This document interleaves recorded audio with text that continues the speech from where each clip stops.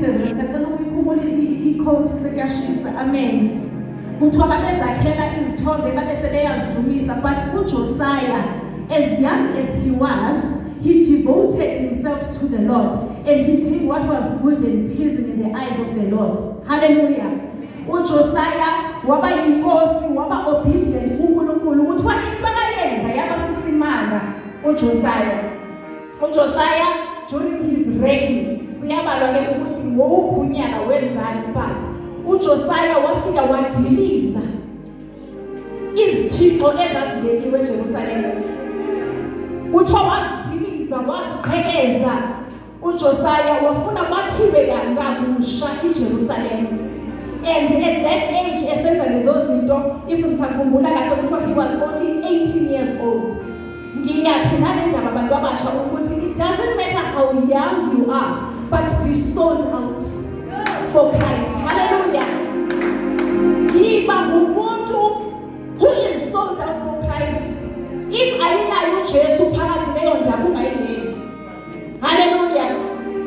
Ngikhuluma ngento engiyaziyo mina. I accepted Jesus when I was 18 years old. During the first year at university. Uyazi lawe varsity. Usafika usayifresh ukuthi akekho ubaba, akekho umuntu ozothi hayi uziphethe. Uma ufuna ukulala ungayi kuma lecture uyazilalela. Uma ufuna ukuya uyaya. Uma ufuna ukuya epartyini ngoFriday uyaya. Akekho kugadini. Kodwa uJesu wafika wayibamba impilo. Wayiqoqa. Hallelujah. Wayiqoqa uJesu up until today. Impilo yakhe isaqoqwe nguKristu. Hallelujah. uJesu asimyeki bazalwane. uJesu asimyeki because usenzela izinto ezinkulu. No. Awumyeki. Usisileyo ngiyakhumbula we met in 2018, angazi ukuthi usakhumbula yini, siyogijima i-race. Sasiyoconnecta eGolden Horse, ngisena inamba yakho. Sasiyoconnecta eGolden Horse gijima iMaritzburg City Marathon. Usisileyo uyithintile indaba ye-education. Whether you are educated, whether uthe ufundile wangawuthola umsebenzi noma akungenele esikoleni, uJesu akayekwa. Hallelujah. uJesu akayeka. Uhamba noJesu at a very young age. Another thing usisileyo akayithintile, it is found in the book of Acts chapter 2. Ngicela siwuvule bazalwane. Acts chapter 2 verse 42 wakhona. Ngathi ingazathi befunda amanotes wami kodwa ke. Ngoba sikhona uJesu yedwa, kusho ukuthi uJesu ubefuna le ndaba abazalwane baseNoah's Ark bayithole kahle. Acts chapter 2 verse 42. Acts chapter 2 verse 42 wakhona. Sacela ungibone mama. Okay, ngicela ukuyifunda lesizulu. Ngizomthethelela bazalwane isizulu sami siqhosha ish. Uthi verse 42 kaWezenzo chapter 2 uthi baqinisela njalo esifundisweni sabapostoli nasekuhlanganeni nasekuhlephuleni isinkwa nasemkhulekweni. Hallelujah. Izwi lenkosi lana lithi okay, lana abafundi bakaJesu. Angithi babe in the book of Acts uJesu wathi hlalani apha nilinde. Nilinde ukwembathiswa ngamandla kaMoya oNgcwele. Hallelujah. So in the process of waiting, as they were waiting, babelokho behlanganyela as abafundi bakaJesu. La kule ndaba esithola kuyo sithola khona apho ke manje kuthiwa okay, they were gathering beshumayela kwanda basindiswayo amongst them ehlanganeni kwabo, right?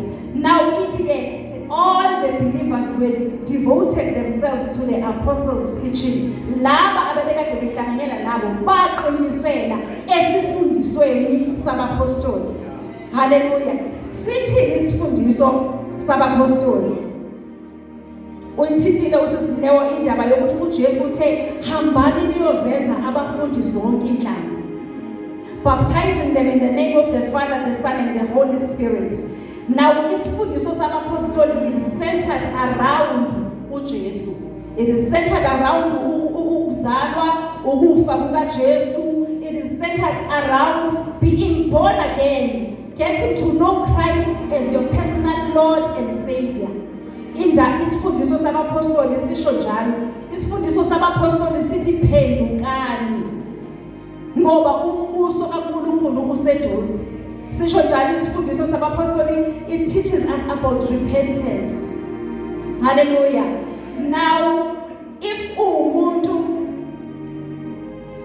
omusha okhonzela wezakhe, you need to devote yourself in the teachings of the apostles.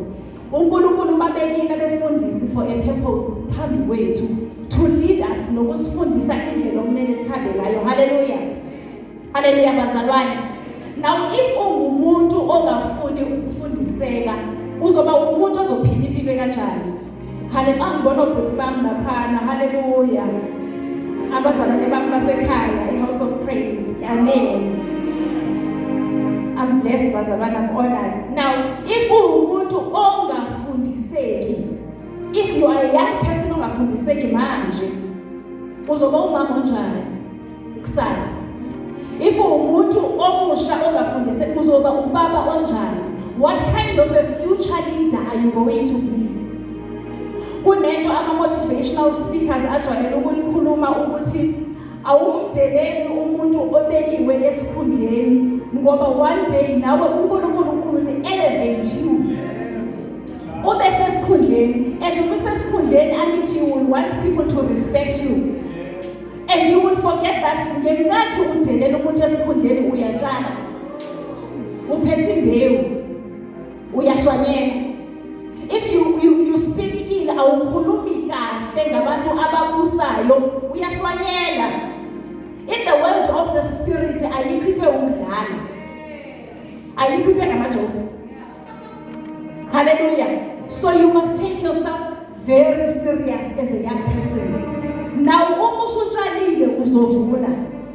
Ngiyaye ngithi ke ake sithi umuntu ke odelelayo, usesikolweni uyadelela, usesontweni awubambeki, kuthiwa baba ngala uyaphushuluka, awubambi ngalapha.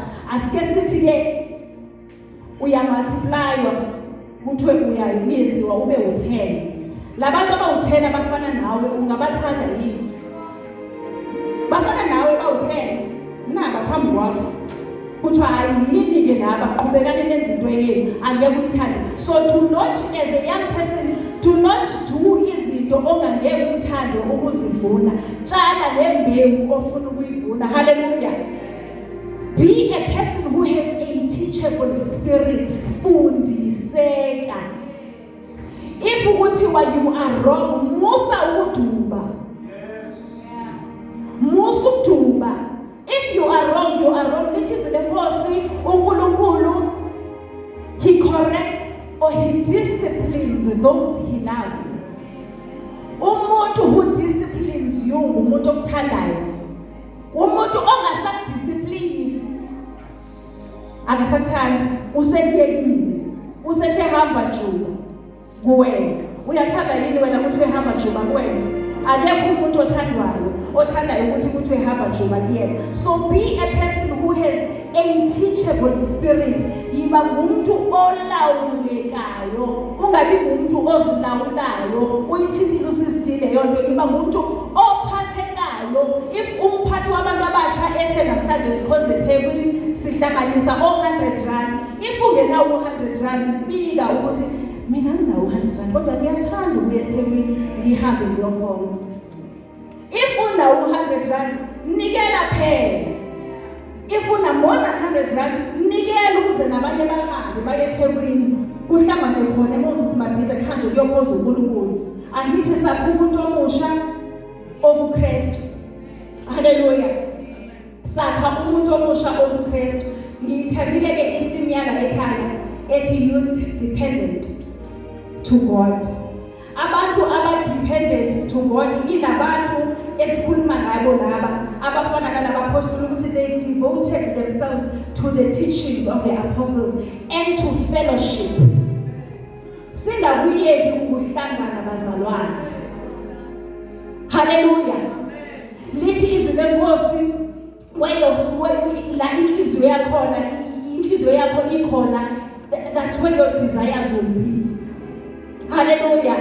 And also la inhliziyo yakho ikhona yila imali yakho izoba khona. Now when we fellowship, uma sihlanganyela sisuke sizokwakha umuntu omusha obuKristu. Uma sihlanganyela mekuthiwa kuyathandazwa on Fridays iyouth iyahlangana izothandaza, wonke uzothandaza. Simile namhlanje we are standing because we used to pray. Simiswe imithandazo sesiyenza ngo-2020 ngo-2014. In my days sase university before sithole venue yokuthandaza ye-SCO, we used to pray a stadium sibe nama-midnight prayers ngo-12. Ngicela ukunixoxela isimanga ukuthi kulowo ma-midnight prayers ango-12 ngiyayazi wena yaseKapa iba njani nabo-April June kusuke kunetha ngathi bakwela ilizwe, but in those days esasithandaza nabo banga-attesta to this, akekho wayegula, akekho wayephathwa umkhuhlane, akekho owayephathwa umkhuhlane. Hallelujah bazalwane. We used to pray kuNkulunkulu sikhuleke ingazathi there is no tomorrow. Of course we used to manage our time well, fanele ufunde ukumanage isikhathi sakho, but engikushoyo ukuthi fellowship, hlanganyela nabazalwane niyohlephuna isonka, which is the bread of life, izwi lenkosi, niyokwakhana ukuthi kuphileka kanjani as a young person uzigcine ube pure ungajoli. How do you live as a young person? Ungawashela amantombazane khona emakhaya because you are sold to Christ. Hallelujah. Hallelujah. It is the person to not awaken love while it is still young. Ungayiqali into ngekuyigcina. Hallelujah. If uyiqalile yazi ukuthi uzoyimela. If wazi ukuthi angeke ukwazi ukuyimela ungabisayiqala. If it is something usathana afika ukuthi uyifihle yazi ukuthi it is out to destroy you. This is the enemy, and enemy has only come to kill, steal and destroy. But Jesus in the book of John chapter 10 verse 10 I have come that you may have life and have it in abundance. Ngizile ukuze nibe nokuphila, hayi nje ukuphila okuphimayo. Hallelujah. Amaqhinga kaSathane, it is to kill, steal and destroy. uSathane akayifuni into ene-youth phakathi. Uyazi ukuthi ubulala future leaders. Uyazi ukuthi ubulala ama-family members.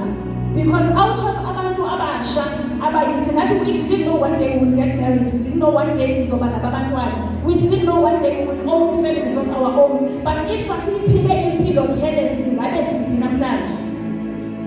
So I am here to say to you today, yiba umuntu omtsha wasenowazi athi who is dependent to God. Hallelujah. Ungabi nayo plan B. Ungabi nayo second option. Hallelujah. Ungabi nayo second option whether uphuma usisina ushilo wathi ekhaya lakhe baba yi-first generation esindisa story sakhe siyafana nesami. Nama was the first person kwandidibala ndizalwa kwandidibala ngashadela kaGumbet. I was the first person to be born again ekhaya. Hallelujah. Yiba kulowo muntu who break the curse, who break i-cycle yokungakholwa. Hallelujah. But uyenze leyo nto with all due respect, ngokuhlonipha. Hallelujah. Uyenze ngokuhlonipha, ungabathuki ukuthi hayi mina nalamadlozi wenu nizoyosha esithongweni sikaSathane. No. Phila ngcwele phambi kwabo. Hallelujah. Ngalo 2005 ngamyela uJesu ngibuyile ekhaya for December holidays. Umama wathi khona umuzi engifuna uye kuwo. Usendaweni kude ilale ngaphesheya, futhi kufanele ndihambe ngiyogcatshwa ngiyoqiniswa. Ngicela ukuxoxela ukuthi because I was still in first year ngaba obedient. Endleleni ngabe ngikhaya inhliziyo yami ibuhlungu. Ngathi kuyagcina angeke uphinde. I prayed to God, ngathi Lord ngiyacela ungilwele le mpilo engibhekene nayo. Ngiyasaba i-rejection, ngisaba ukuthi bazothi hayi ke sibonele. Ubanike manje ozobe seke ngiphi imali yegrosa. Evasithi ngaba nalabo besaba, but I prayed kuNkulunkulu. In my final years during the graduation party yami, ngacela family meeting ukuthi mama nobaba ngiyacela sibene nomhlangano kulowo mzuzu sekune backup yo auntie bami. Angitho anibami banibonile ngihamba impilo yokukholeka phambi kwabo. Ngathi ngisacela siyixoxele le ndaba siyilungise, sengikhethe uJesu, ngisacela ningangifaki entweni zasekhaya. With all due respect and humility, ngicela ningabe sangibiza mekuwukuthi kuhlatshiwe nidle kahle bazalwane. Hayi kabi, ngicela ningabe sangibiza. Okay, fast forward mengibodukela ngoDisemba kuba nezulu lase Eastern Cape limeqheze imbali. Banento abayigcobayo kuthiwa insizwa. Kuthi hayi lo phela usindisiwe nimdlule ningabe samgcoba insizwa, ngithi glory to Jesus. Hallelujah. Ngidlule ngithi mina izulu ngeke ningenze lutho. Bese ngibathona ngithi kuyonithatha konke nishiye mina. Hallelujah. Ngoba mina sengazana noJesu umnikazi wezulu. Manje izulu lizodenzani? Lizodenzani izulu linoJesu? Angeke izulu lingenze lutho. Wathi usathana ngizokubonisa. Sengisindisiwe ekhaya ezumuntu omusha ngicela ukuveza ukuthi ungabi ngumajuba kude, udume kude ke manje nawe ngathi usufundile, usuyasebenza, usuthenga imoto yakho, usuhlala emqashweni awusabakhumbula ekhaya. Fast forward, ngithemba umbhede for ikamera yami, ngifuna ukuthi lilunge phela nami ikamera. Libe lihle, ngithemba umbhede ekamereni, ikamera lami libe set, kunembhede u2, double bed ngala, omunye ngala usivungele, ngala yilo wamphela omusha ukuthi nami ngilale ntofonto ekhaya. Lenza izulu, langena. Lafika lashisa lo wabo umbhede. Ngisemalisbheke mina. Ngiyumntwana kaNkulunkulu ngisindisiwe. Lashisa lo wabo umbhede, lashiya lo wabe enganisengiuyekile lo osunesigodi. Lobuhlungu bulala kuwo uthi uzabe ukhetha indawo engcono. Lashisa lo. Uwenza uSathane. He wants to discourage you. Ukuthi hayibo, semkholwe kahle kangaka wathi izosihlelwa sizinto ezimbi kangaka. Akaze ngibe discouraged bazalwane, but I pressed on. Ngathi uJesu uyinkosi. Umbhede uzophinda uthengeke, uzothengeka omunye umbhede. So abantu abasha wena kwenzeka izinto ezibuhlungu, wena kwenzeka izinto ezimnandi, masigxiliseni ingcambu zethu kuKristu. Hallelujah. Kodwa uyenze leyo nto ngenhlonipho. Ekhaya bayangihlonipha, bayakuhlonipha ukukholo kwami, futhi bambona uJesu ehamba nami. Ngayenza ngabakliye ekhaya. Ngathi ningabalindile abazukulu ngingakashadi. Abazukulu hayibo ngizomenza umntwana ngashadile.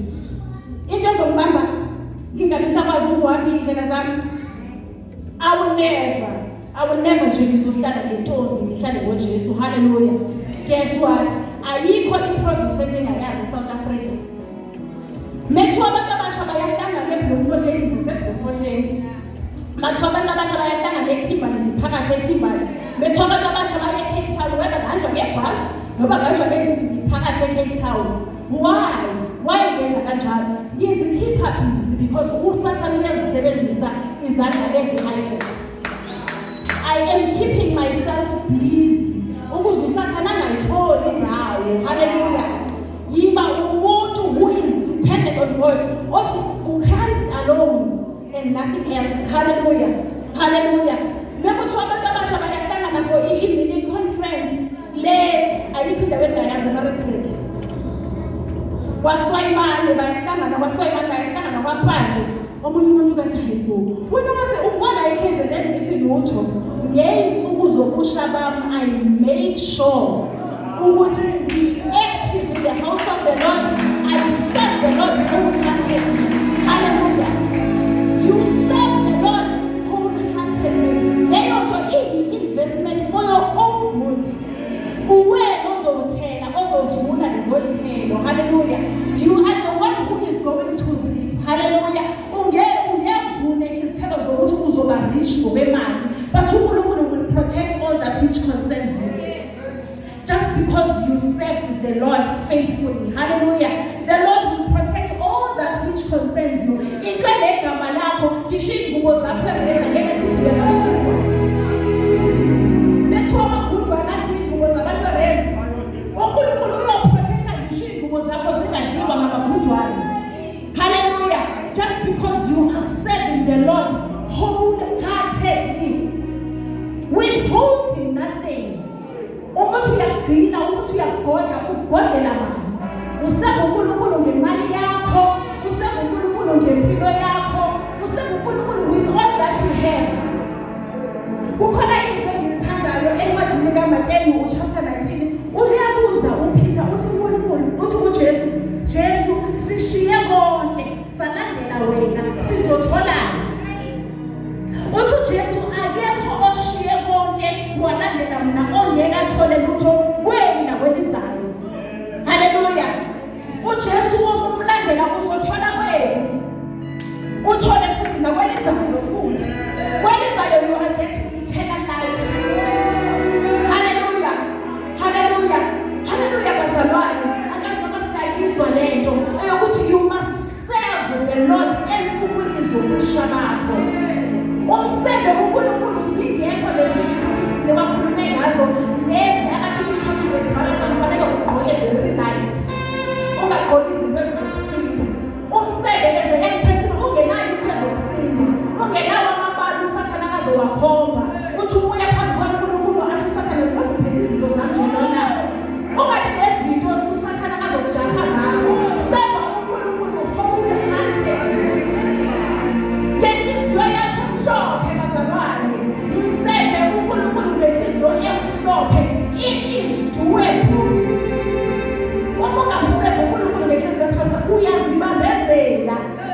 Ngoba ngisho ngathi ekhaya ngathi ningabalingeni abazukulu ngashadi. Wena ngizothi ngiyofika ku-40 years ngingakashadi akunabazukulu. Andifuni bona bazawungibamba.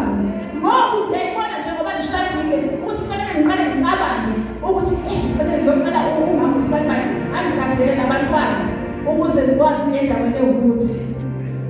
Mekuwukuthi esikoleni kuthiwe hayi esikoleni awekho amanzi siyacela ubalande emzalini. Hawe inoma yinto ezoyithini. Ngiyakhala ngiwumuntu omdala sengishadile. How much more of when uyingane? How much more of when uyingane? Nani bafana musani ukuba selfish. Musani ukuba selfish. A lot of times sikhuluma nabantu besifazane ukuthi ungayilokothi la yabani ingane zabantu ukuyishela zikhona. Nifunani abantwana babantu? Nifunani? Aleni khona bazalwane nibe pure. Impurity ingazathi manje isiba out of fashion. Impurity is fashionable. Impurity, whether umuntu wesilisa whether umuntu wesifazane, impurity it is fashionable. Uyazi ukuthi impurity izoprotecta usufikile emshadweni awungeke uwazi umahluko. If wawujwayele ukudla amasi isibhakela ungakazidli inkomazi, you don't know ukuthi inkomazi ithesta kanjani. Awuyazi inkomazi ithesta kanjani. Now it is going to protect you because you need in future awuzoba nento oyicomparayo ukuthi lokhu engathi ungcono kunalokhu. Awuzungene ezweni sakho. Hallelujah. You are protecting yourself from izinto eziningi. Angifuni ukungena endabeni yezifo. Andifuna ukungena endabeni yezifo. Angiyichaza ngeprofession yami. Ngisebenza as a medical technologist ngiselab. Ilab yaduma kakhulu ngekhathi ye-COVID. Ukuthi kwakuthatha imali siyanjiswe lab ngilapho. Kodwa mina ngikulo umkhakha wama-pap smear. I-pap smear sihlola umdlavuzo wesibeletho kubantu besifazane. Asihloli kuphela umdlavuzo wesibeletho, siyakwazi nokwabona ama-STIs. Ngicela ukuxoxela because ngingabantu abasha. Kune-STI embi kakhulu ebizwa nge-trichomonas. I-trichomonas yi-STI etransportwa ngabantu besilisa to abantu besifazane. I-STI if umuntu wesifazane enayo i-treatwe iphele, owesilisa benayo angayitreat ahlale nayo aphinde ayohlangana nomunye umuntu wesifazane okuya i-transporta kanjalo. into embi kakhulu. So ukuhlala evangelini, it is going to protect you from HIV, it is going to protect you from STIs, it is going to protect you from unnecessary ozimethela wona ngenxa yokungafuni ukuziphatha kakuhle.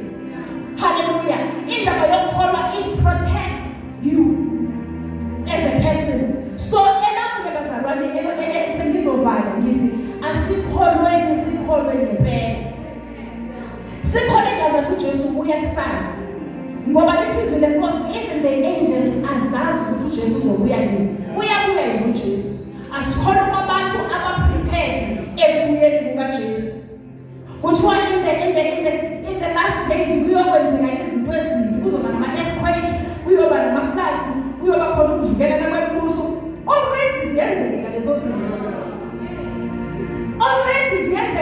zinto. We must be alert and we must be awake. Singalali ukuthola. Asiphaphameni bazalwane. Hallelujah. Asiphaphameni sibe alert, sibe awake. Sazi ukuthi umbuso wezulu useduze. The kingdom of heaven is near. Usondele. Hallelujah. Impilo esiphilayo akube impilo ayothutshe uJesu Kristu mesibe phambi kwesihlalo sobukhosi athi well done my faithful servant. Siphile impilo yokuplease uJesu nokuplease abantu. Sibe ngabantu abamusaba uJesu in the presence of people or in the absence of people. Lithizwe lenkosi ayikho into eyenzeke kusithekeni engayisayi umbulwa. Hallelujah. Ayikho into oyenzekile abeni engazukubulwa bayibone abantu. Hallelujah. So I don't even want to count them. Lezi zinto ezisibambezelayo ezisindayo kule race esikuyo asiziyele. Sidepende kuKristu, singabi nayo option B. Hallelujah. Sidepende kuKristu and have no option B. I-aim bazalwane ukuyofika ezulwini ekhaya. Sifuna ukumbona uJesu. Impilo ngomntazana likhala, amathambo ethu avuke, angavukeli on the other direction, avukele ngala ekuphileni okuphakathi. Hallelujah. Amathambo ethu xa bevuswa avukele ekuphileni okuphakathi. Ngicela sifunde the last part in the book of Acts 42. The last part ithi ke angithi simthintile ufellowship. Bese ithi they also and to sharing meal and prayer. Angithi babeqinisele esifundisweni sabapostoli. And then nasekuhlanganeni simthintile ukuhlangana, nasekuhlephuleni isinkwa samthinta, nasemkhulekweni. Umkhuleko akusiyona into yomama. Umkhuleko akusiyona into yomama kuphela. Akusiyona into yobaba kuphela, into yethu sonke. Umkhuleko as a young person yinto yethu sonke. Siqinisele naphi nasemthandazweni. Uyazi ukuthi ikhono lingathandazi liyabonakala. Hayi ukuthi phela sikubeka abantu. Kodwa uma ungathandazi kuyabonakala. Uma usemthandazweni umoya ongcwele umbula izinto obungangeke uzibone. Uphilile nomali. Angithi i-prayer ihambisana no-fasting. Now ukuzincisha ukudla, you will be hearing much better. Ngoba ucindezele inyama, ukhulisa your spirit man. Now you will hear even much better the spirit man. Hallelujah. Hallelujah. So kubalulekile bazalwane, kubalulekile abantu abasha that we devote ourselves in the apostles' teaching, in fellowship, in breaking of bread, and in prayer. Nasemthandazweni. Sibe ngabazalwane abathandazayo. Hallelujah. Ukhona imimi abangaba kade beyishare. Ngithi mina ngicela bangithandazise ngizobe ngishare izwi. Then bashare imimi yakhona ithi the one ocele ukuthandaziswa ulele. Lo oceliwe ukuthi akathandazi uyathandaza. Uyayibona ukuthi i-twisted lento.